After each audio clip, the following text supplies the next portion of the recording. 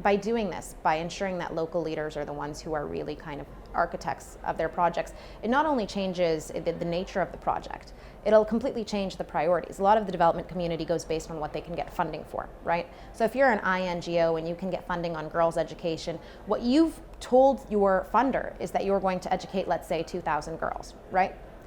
You're going to go locally and you're going to find that, okay, maybe the challenge wasn't educating them. Maybe there is more than enough appetite socially for them to go to school, but the infrastructure in the school doesn't exist. There aren't toilets, or it's insecure.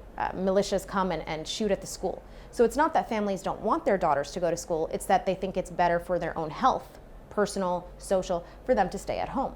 So it completely transforms the approach you're going to have to the project. It's not about going now and doing advocacy and awareness about, oh, you need to go to school. Now it's about, how do we actually create the infrastructure? How do we create a safe environment, a secure environment for these girls to go to school?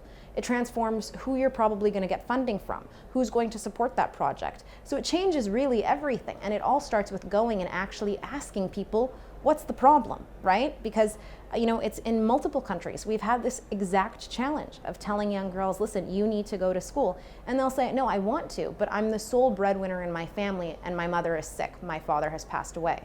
I have 4 brothers and sisters, right? And so it's a much different problem where you're talking then about, how do we encourage sustainable livelihood?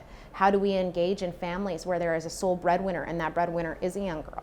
How do we start talking about health in those communities? How do we talk about the fact that there are numerous, millions of children around the world that aren't in education, not because they don't believe in it, but simply because the infrastructure and the system around them disallows it. So it does change the very makeup of the project and who would be engaged.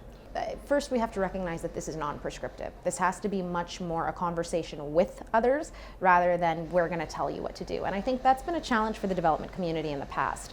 And the MDGs, the Millennium Development Goals, really were part of that problem in the sense that they were, we're going to come and we're going to tell you what needs to be done. And they were beneficial in many ways. But they've created a development infrastructure which really does omit local leadership and local voices. And I think that has to be step number one. So if we're going into a community, it's not we're going to create the project, in New York or London and we're going to come and tell you how it has to look. It's we're going to go into the community and say, what can we do? How can we best serve you?